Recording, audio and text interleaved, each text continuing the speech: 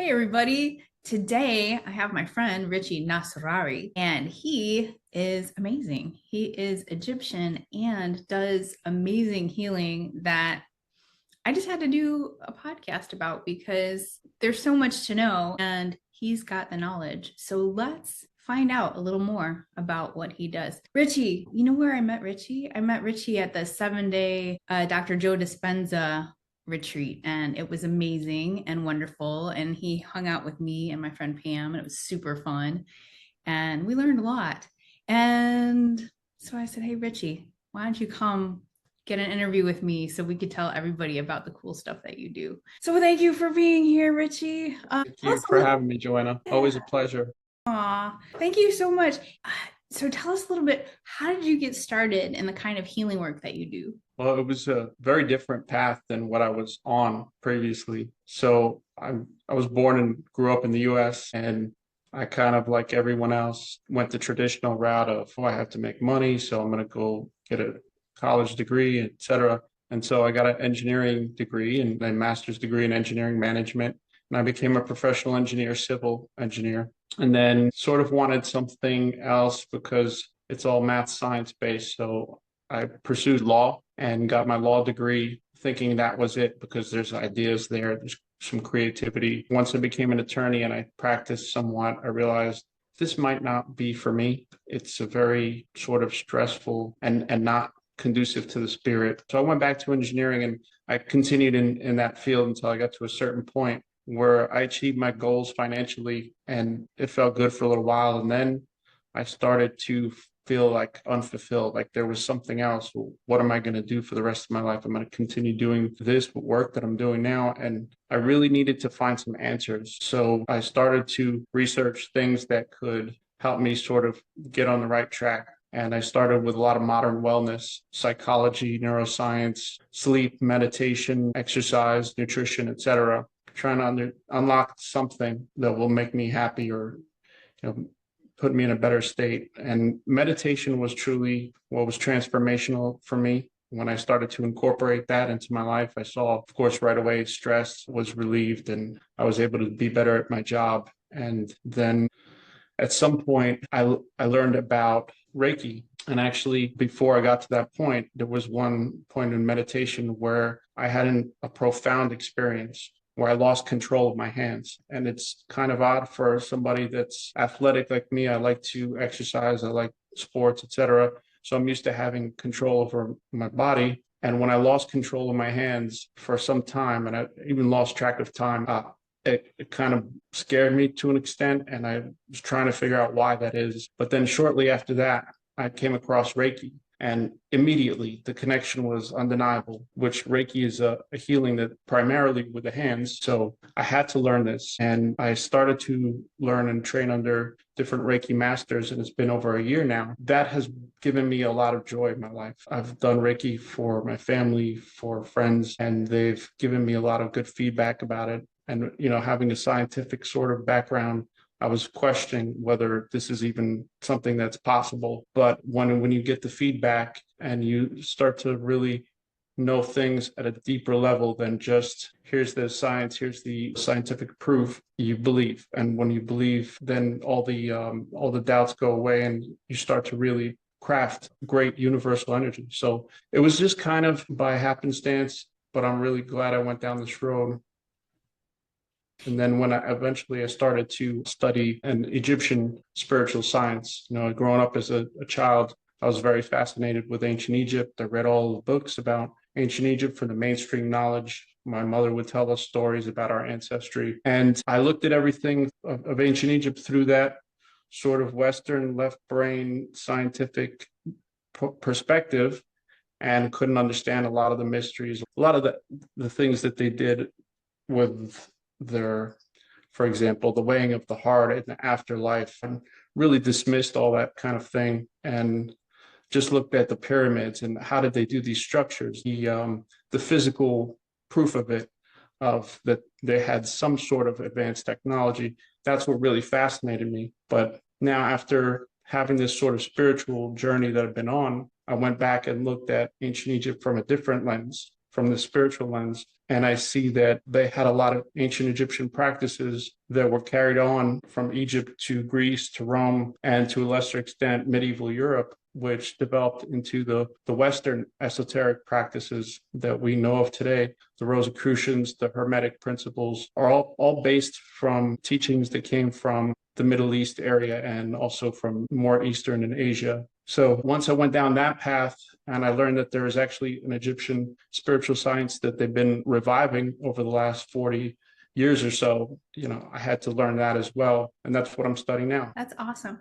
So when I met you, you had an experience of healing with your son. Can you tell us about that? Because that was really amazing. Yeah, he was not well at all. Right. Yes, that was the time with the hives. So he had a breakout on his body. Just so coincidentally, me, you, and Pam, and the 1,700 other people had just been healing. And so we were practicing on a wide scale what I believe was essentially Reiki, with a clear concentration of our mental ability, and wherever we put our attention, that's where we put our energy. We were putting our attention and energy on healing folks. And so then I found out about him from my wife. And so I drove home and I worked on him for maybe 45 minutes or so. He was better the next day. Absolutely. He turned around like a 180. What are some of the things that you've worked on with people with your healing work? Some of the things that were wrong, and then how did you shift them? A lot of times I notice the issues with the head, the brain, and the heart are not in coherence. We have an overactive brain that just sort of is not in rhythm with the body. And so it causes problems. When I've worked on people, I've gotten sensations that direct me to certain parts of their body that may be having issues. And it happens in the least expected ways.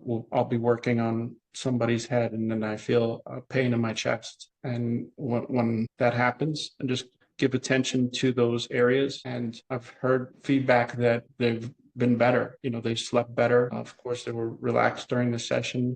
Ailments they have helped clear up. Nice. So there's a really super cool, you said it's an Egyptian healing that you've been learning about. Can you tell me a little bit more about that? Yes, the ancient Egyptians and other civilizations at that time were able to do things that we can't do now on a wide scale basis.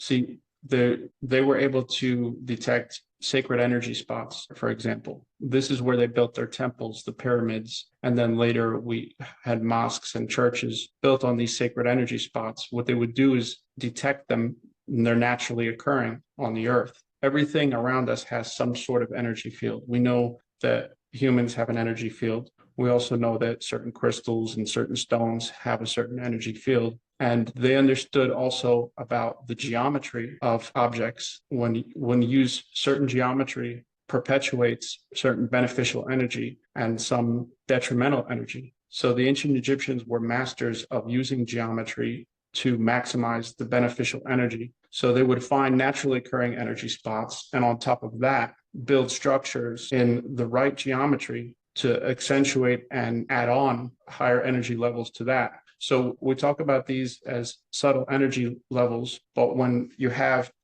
multiple objects and you have multiple geometry, and every certain thing that you have in a room has a certain sort of maximum energy location and orientation, when you start to master all those and add them up, the subtle energy is no longer subtle. It becomes a very substantial energy that you can feel. Thus, when people go to certain chambers in the pyramids, they automatically feel something powerful. And I've not gotten a chance to go into some of those chambers, but reports that I've heard indicate to me that the pyramids themselves were extreme energy channels. So the Egyptians knew this, and they passed this on. A lot of it got passed on to the Greeks when they went and studied into the Egyptian temples. So the thing about the ancient Egyptians is they didn't have this widespread information. They kept that knowledge and that understanding with the priests, the Egyptian priests around the pharaoh.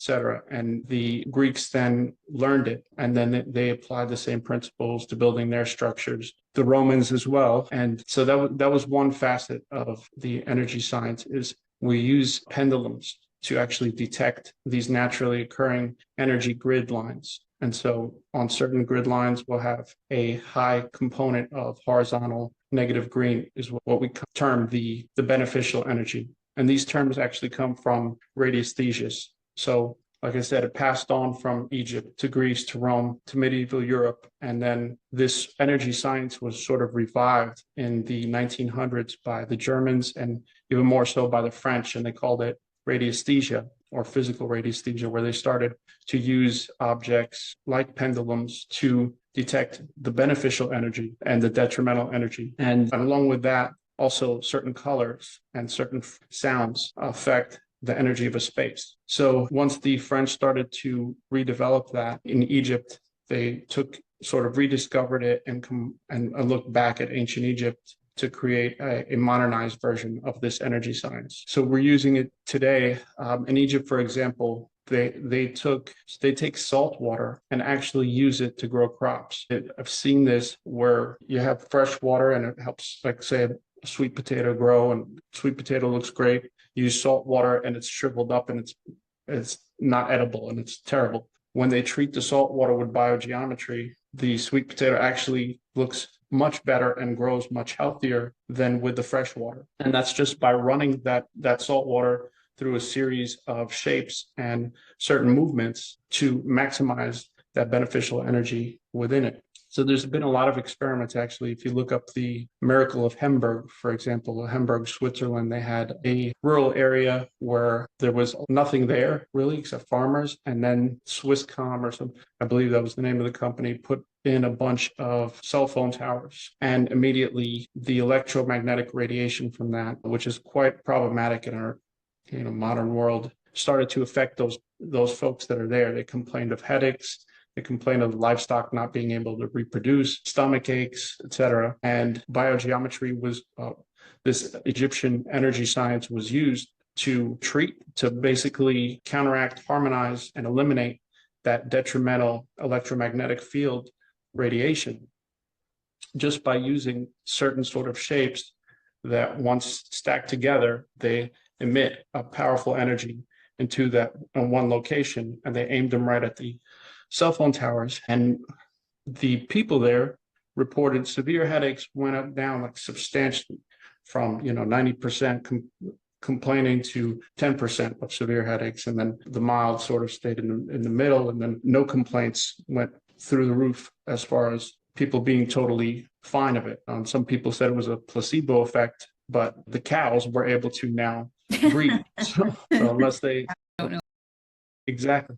So there's a lot of science to back it up, which is something that is important to me, to know that I'm dealing with something that actually works. Okay, so what everyone's wondering is, what do you mean shapes? What do you mean shapes stacked up, and how does that work? Like, you have a card with a shape on it? Like, how does it work? Like, well, for example, a pyramid, it emits from the base of it, it emits what we call negative green energy. Negative green has two components, a vertical and a horizontal component. The vertical is detrimental, the horizontal is very beneficial. So the way that the ancient Egyptians neutralized the vertical component of it, the detrimental one, is they put indents onto the pyramid. So if you look at the Great Pyramid, and if you just trace around the base of it, it's not a perfect square. It's actually on each side indents a few degrees. And by doing that, they were able to neutralize the negative green energy, or the vertical component of it, I should say. So hemispheres are similar. Hemisphere is like the dome. At the base of it, you have a high negative green energy. And so the way that you neutralize the vertical component of that negative green is to put some sort of extension on the top. And so when you saw this actually with a lot of the architecture in the Roman and the classical time, where they had domes, they always had a structure at the very top of it, like a little antenna at the top. And so the way that we come across these, you would say, well, that seems very random, is through testing. And there's a system that we have with testing in this Egyptian energy science. How they did it in the time of the ancient Egyptians, they did have something that appeared to be like a pendulum. The theory that we have is that it was a pendulum that they used to test energy. And you see it in some of, I believe it's Sekhmet that wears this pendant. If you Google like ancient Egyptian pendant, you might see a bunch of shapes, like several hemispheres, a triangle put together in an instrument. That's really neat. So that we just thought, oh, those little antennas were for gathering energy, but what you're saying is it's to dispel energy to make it more harmonious. Yes, to dispel certain detrimental energy from within it. And are they able to gather energy too in different ways, or how does that work? So they're able to dispel it, but how do they gather the energy? I would describe it like this, and I'm still learning, but here's how I describe it. You know that every being has a sort of energy field, and the totality of everything presents energy in itself, a universal energy. And that's what I like to believe, that's what Reiki taps into, that universal life energy. So, for example, when you breathe in, why does breathing help you? I mean, there's a physiological explanation that a doctor can tell you, but the other explanation of it, the right brain sort of thinking, is that you are taking in these air molecules, that every molecule has energy. Everything about it is being absorbed in you. And so if you're doing it with a certain intention, you are able to absorb that energy out of there. So when you have a space, any given space, there's energy in that space. So it's just a matter of molding it. And what the Egyptian spiritual science, energy science teaches us is that essentially energy plus shape equals function. So if everything has a sort of energy, then how we shape it leads to a certain function of it. And so that's really what it is. I don't think that they're pulling it from like a specific source, but it's using the energy of any given objects in a room, and to an extent, the overall energy that you have anywhere, really, the universal life energy. Right. So tapping into just the energy that's all around us. Yes. And of specific objects too. Interesting. So when you're doing, let's say you're doing Reiki or you're doing a pendulum session, you're tapping into that person's energy and amplifying it. Yeah, what we do is test to see what is maybe beneficial. We can do that to test, like, for example, we could test if certain supplements are beneficial for the person. By creating a link with that person, then we apply our testing to certain things that they consume. We test those items and see if there's a beneficial effect or if not, based on the testing. And we also can look at each energy center. So we look at the 7 primary energy centers. We just test it out and see if there's an imbalance, if there's a lack of energy flow. In fact, one of the things that the Egyptian energy science does is they're able to determine if there is an energetic signature that is out of balance. Within the body, there's organ systems, whether it's the brain, the spine, the heart, etc. Each organ even has an energetic signature. Mapping those is what has been done over the last 40, 50 years. So if the heart has energy that flows through it in a certain direction, if you've mapped that out and you know what the shape of it is, then if you duplicate that shape and put it in the presence of that person, let's say that we're having some blockages in the heart, just by virtue of resonance, heart will start to function more like it's intended to.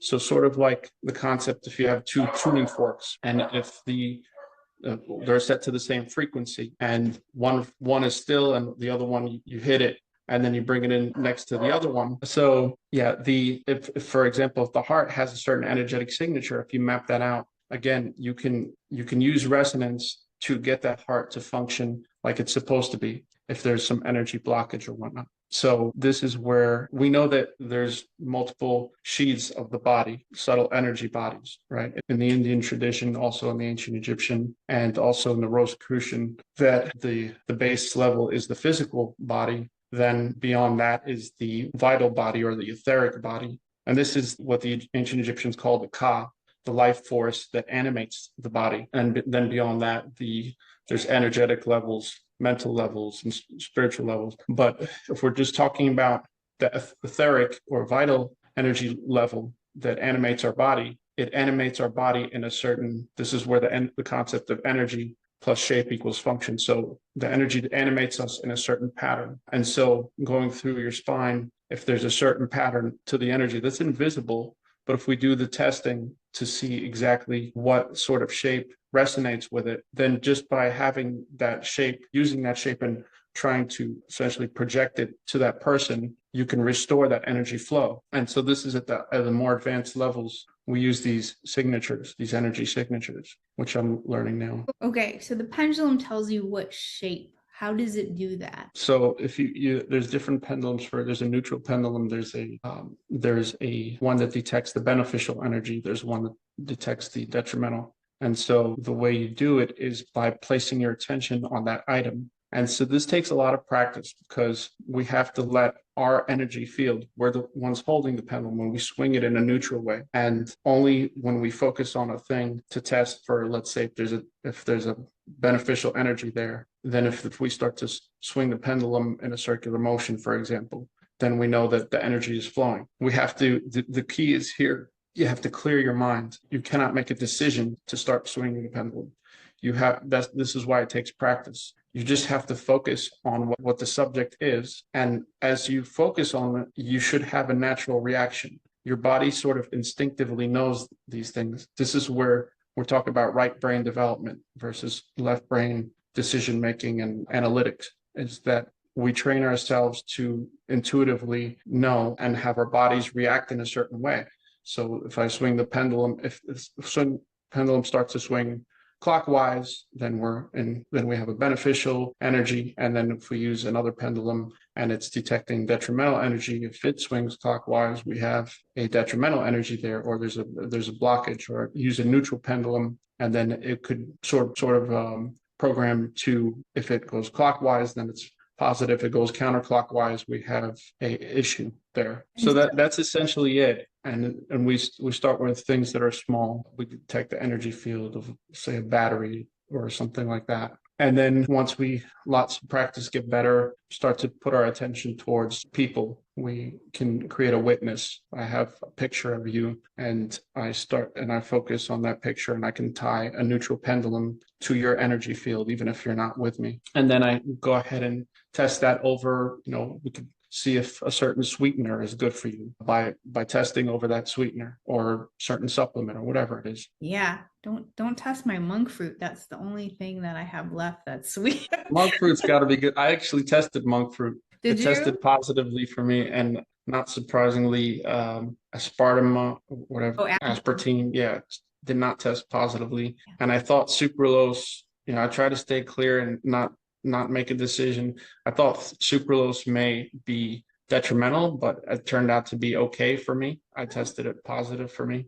Cool. So you never know. Nice. So when you're doing healing with your pendulum, you don't have to think of a shape. The shape is just inherent in when you're testing for whatever's wrong. It just kind of fixes itself as you test. Yeah, you could test the current energy situation, or whatever it is of that particular subject. But then there's ways to make it positive. So there's certain shapes that you can place in a room, for example, that will neutralize the electromagnetic field radiation that is harmful to us. So the thing with electromagnetic radiation, we don't realize, it's sort of like if you have a Wi-Fi signal and you're sending it, it's going out. It's kind of like a boat in water. It goes to its destination, and then all around that boat are these ripple waves. Right. So we call those compression waves. Those are what disrupt our natural energy field. So if you're around a lot of cell phone towers, et cetera, a lot of electronic devices in your house, you need to have it balanced somehow. And so that's what biogeometry does, by using certain shapes to maximize the beneficial energy. And so you're doing long distance healing. Let's say, like my boyfriend has three screens around him that he uses for his trading. And so he, from the morning until late at night, he's constantly being bombarded with all of these EMFs and from the computer, from the screens, from all things. So if you do this work and you send the energy, how does it stay stable, or how does it shift the energy? Like you said, there needs to be a shape. Like how would that work? Yeah, so the way you do it is actually by interior designing, if you will, where you're not just sending it. I can send mentally a thought form to you or your husband or whomever, Mhm. and that might help for a short period of time. But what we need is something in there that actually is physical and has that shape that's going to maintain that energy structure. And even those can get stagnant or what we call impregnated by other energy fields over time. So they need to be refreshed every so often. But there's certain things that you can build into the room, like a 45-degree chamfer, for example, that goes like this around the lining of it, that increases the beneficial component of negative green, which is the positive energy in the room. And then there's other sort of architectural features and shapes that you can build into the room that will help a lot. We also have certain shapes, like I use this, put it near wherever the electrical source is. So this shape has been tested and designed for neutralizing that electromagnetic energy field radiation. That's cool. So this is kind of like maybe they took feng shui people, took that technology. It's similar, Yeah. similar. Yes, feng shui is, however, has like a cultural component, whereas the Egyptian energy science is universal. So yeah, but there are certain things that they did in feng shui that were overlapping with the energy science that I'm studying. So for example, like the corner of a building, you have two points coming together, and then you have that wall. The Chinese, that they would often in old times, they would build their buildings such that the corner of that, the 45 degree that came off from those two edges, was pointed straight at the rival, like say a bank was pointed straight at the rival bank across the street, because they call that the poison arrow, where it sends the harmful energy, the detrimental energy, straight to in that direction. So there are some overlaps with feng shui. Got it. But you guys are just doing the good stuff. Yes, yes, that's one of the principles of it, is that we use it not to do any harm whatsoever. Yeah. It is only to harmonize the environment, harmonize your energy field with your environment. Nice. So the only harm you're doing is harmonizing. That's right. That's great. Good one. So if somebody wanted to work with you, who would you love to work with? Who are your main people that you would love to work with?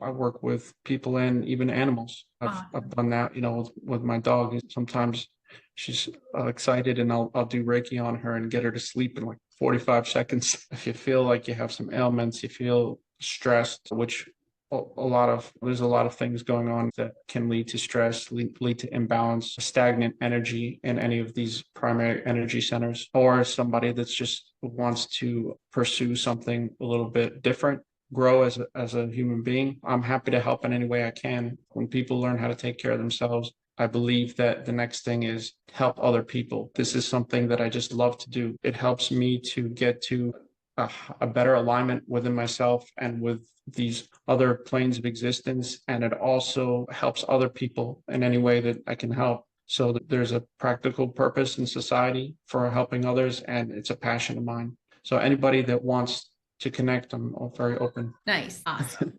Yay. Well, The thank you so much for sharing all of your wisdom and all of your knowledge. It's fascinating. I knew people would Very be welcome. excited about hearing all of this interesting stuff. Super cool. Thank you so much. Thank you, Joanna. Appreciate it. Yay. And if you want to hear more of these kinds of stories, please subscribe to the channel. And if you want to hear more about different things that Richie knows, please comment below and we will definitely answer your questions. Thank you so much for tuning in, and we'll see you next time.